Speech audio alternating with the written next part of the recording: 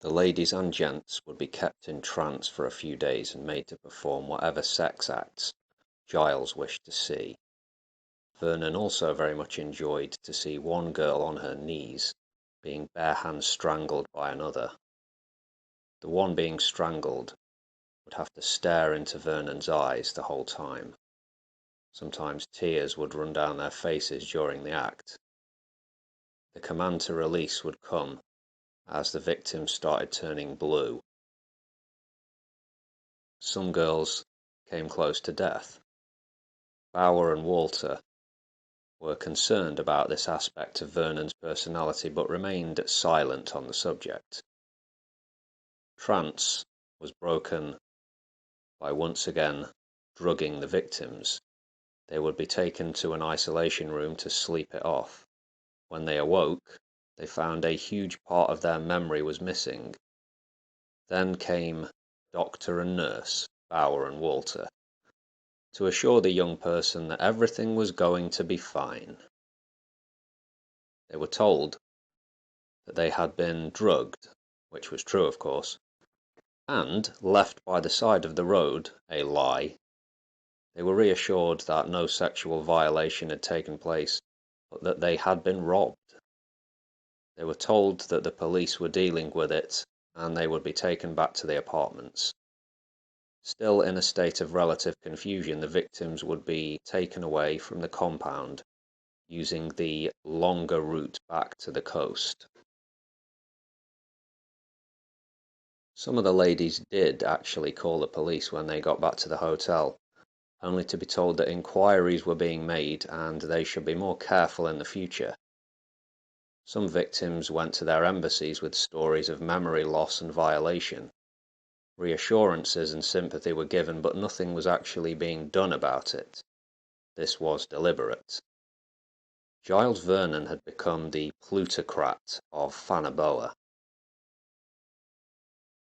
He hadn't met anyone on the island in a position of authority who didn't have their price.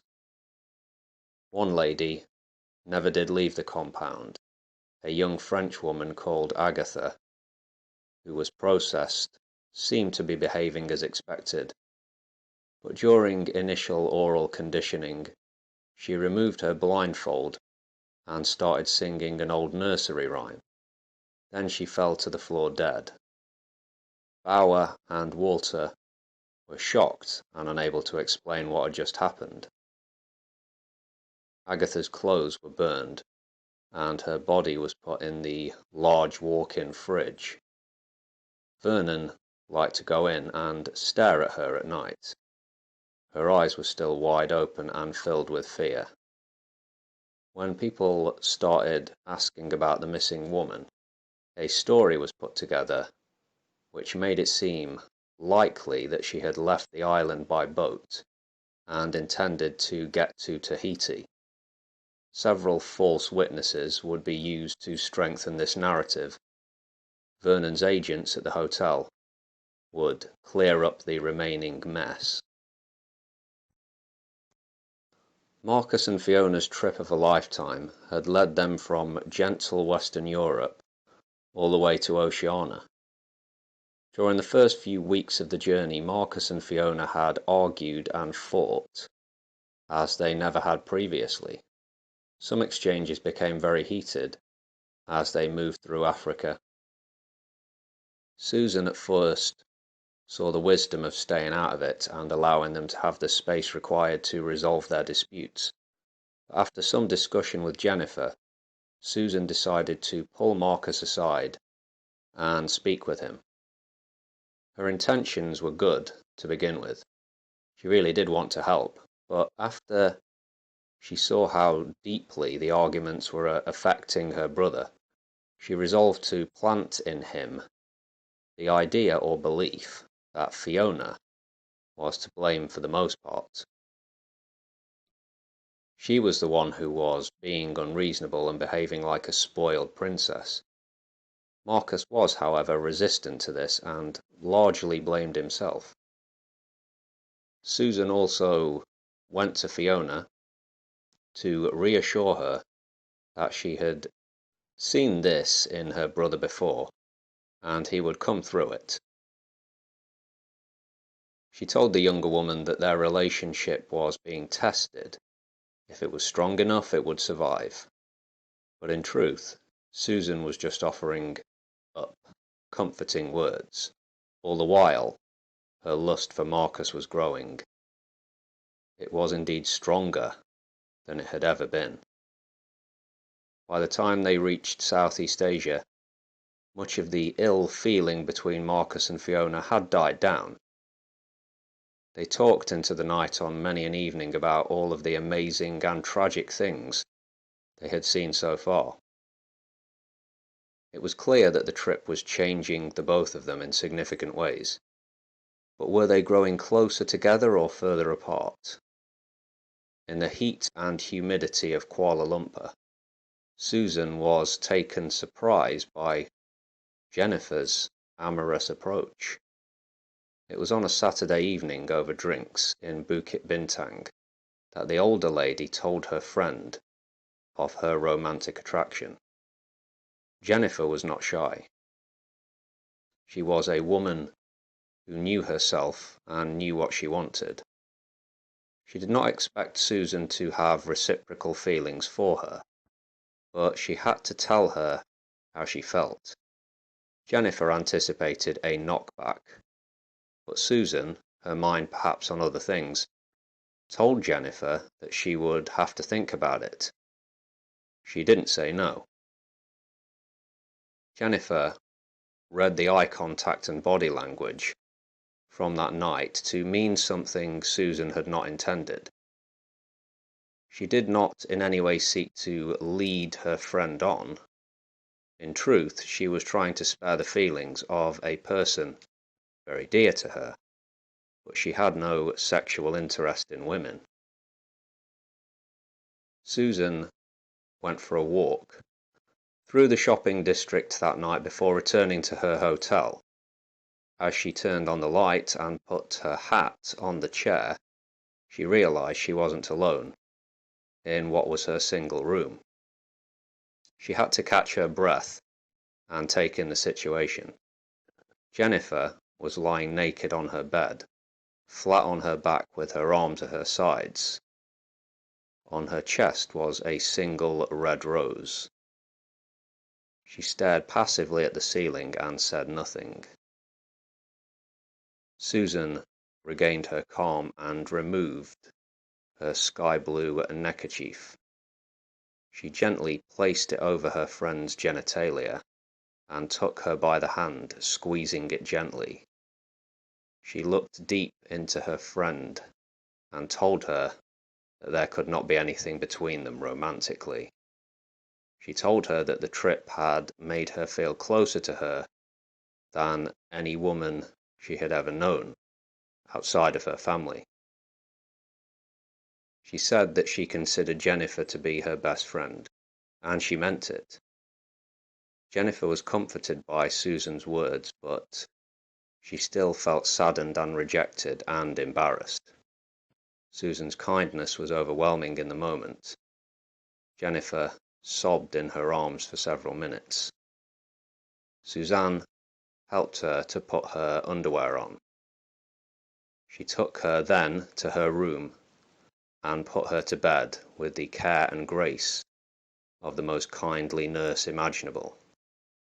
She stroked Jennifer's face until she fell asleep. The four of them had made it to the other side of the planet. It had been a very eventful couple of months which had changed them all and delivered an emotional roller coaster. Both Fiona and Marcus could sense that their relationship was on a knife edge. Passions were pulling the pair of them this way and that. Susan had never felt closer to her dear friend Jennifer before. They were grateful for one another and had an understanding and a connection that was profound. But Susan was increasingly disturbed by her constant lusting and fantasizing. She saw Marcus every day, spoke to him every day, laughed and joked with him every day. But it wasn't enough. A carnal voice inside made its perverse demands. This was taking its toll, as it hadn't back in England. The four of them arrived on Fanaboa, ready to do some more exploring. They settled into their holiday apartments and discussed who was doing what. Marcus and Fiona wanted to do a full guided tour of the island as soon as they could, while Susan and Jennifer wanted to simply hit the beach for the first couple of days. The young couple were able to find a tour guide pretty swiftly. Later that day, they both found themselves in Giles Vernon's prison of perversion. Marcus and his girlfriend had vanished, and Susan was starting to panic. Her and Jennifer had decided to split up after some discussion and ask around the local area, having already covered the hotel. Susan was in the grip of an anxiety which would not allow her to sit down or stop moving, nor did it allow for calm, rational thinking. Just as she was done asking at a food stand if the servers had seen a young, tall and handsome white fellow come this way, she was waved down by a man claiming to be a tour guide. He informed her that her brother had been in a minor accident and had twisted his ankle. He had been sent to tell her to come to the private clinic where he and Fiona were waiting. A huge wave of relief came over Susan, and it was as if she felt all of her muscles relax at once. She jumped into the front seat of the guide's black van. She was offered a bottle of water, which she was quick to guzzle down. The man told her that it would be about 20 minutes' drive to the clinic. Suddenly Susan felt unusually tired. The last thing that went through her mind before she lost consciousness was Jennifer's smiling face. Marcus had almost lost his mind during the first part of the processing period. He had panicked and locked himself into a state of abject fear. Bauer was deeply concerned, as this was new, but Walter was able to convince him not to interfere, assuring her colleague that the situation would resolve itself. Marcus eventually wore himself out and became more docile as the hours passed. He responded positively to the second phase of processing. By the time he was brought out, he had almost completely lost his sense of self and was ready for conditioning.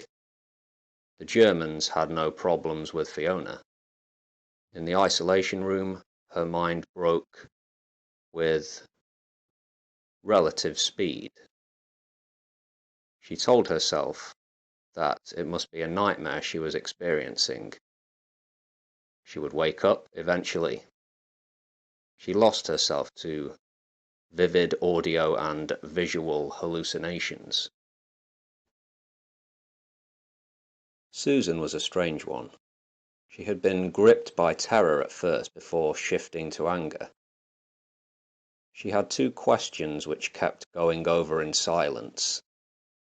Who are my captors, and what do they want with me? But after what could have been hours or maybe an entire day, it was very hard to track time in isolation. Susan could think only of Marcus. Is my dear one okay? What had they done to him? She had to know the truth one way or another, and so she was determined to keep a grip on reality. During the second period of processing, Susan was able to find a peace within herself through a breathing exercise and a repetition of small movements. She was able to keep the focus on Marcus. She was naturally disoriented when she was taken out of the room. Her head was spinning, and it felt like total chaos might be about to crash through the walls and erase her sanity, but she held on. Susan didn't know what was going on, but she did have a vague set of suspicions. If she wanted to survive, she would have to behave in a certain way and do as she was told. This was common sense to her. Almost as soon as Bauer and Walter began to condition her, she got a sense of what was going on. She was scared, but did well to conceal it. Susan played along as she sat in the chair being asked a series of questions. She was able to figure out that she was dealing with hypnotists. Voices whispered to Susan, "What is this place? Who are these people? Am I still on the island?" One question she wasn't considering was, why could they not hypnotize her? When Bauer and Walter were satisfied that she was ready, Susan was stripped naked and taken outside into what appeared to be a very beautiful tropical garden. From there, she was led towards a building with strange artwork over and around the main entrance. She saw female faces and birds of prey. She thought the artwork looked similar to an album cover of some 80s metal band, but she couldn't recall their name. At the entrance was a middle-aged man in a white shirt and jeans, smoking a cigarette. He barely looked at her as she was taken inside. The door slammed behind her, and she could see that she had a fair bit of company. Joy rushed into her heart as she clocked Marcus standing in the corner. She remained calm and composed. She slowly took in her new surroundings. She counted a dozen people in this blue padded room, not including herself. Most were female, all were naked, all wore a blank expression. There was no interaction. Susan thought surely they were all under the spell of their captors. Fiona was on the other side of the room to Marcus. There were a couple of Japanese girls stood almost shoulder to shoulder, staring in the direction of the door. Dear Jennifer had been captured too. Susan's heart sank a little. Her friend's long brown hair covered half of her face. The one eye she could see was void of emotion. Surely everyone in here had been subjected to a truly vile theft. Their minds and their free will had been taken. But Susan was still in control for some reason. She noticed that there was a camera in the top left corner of the room, and what appeared to be a speaker in the top right. Susan stood staring blankly, trying to appear as the others. She had to put a plan together, but she needed more information. She didn't really know who she was dealing with. She knew, though, that she couldn't have the element of surprise as long as her captors believed she was hypnotized like the rest. A German female voice came over the speaker system ordering everyone to lie down. Slowly everyone complied. Susan, taking her lead from the girl, stood closest to her. The lights went out. Susan lay in the dark, telling herself she needed to know more. She needed that element of surprise. She was, however, unbelievable as it might sound, being distracted by the thought of being in the same room as her brother, both of them being naked. Practical thinking gave way to carnal desire in the dark.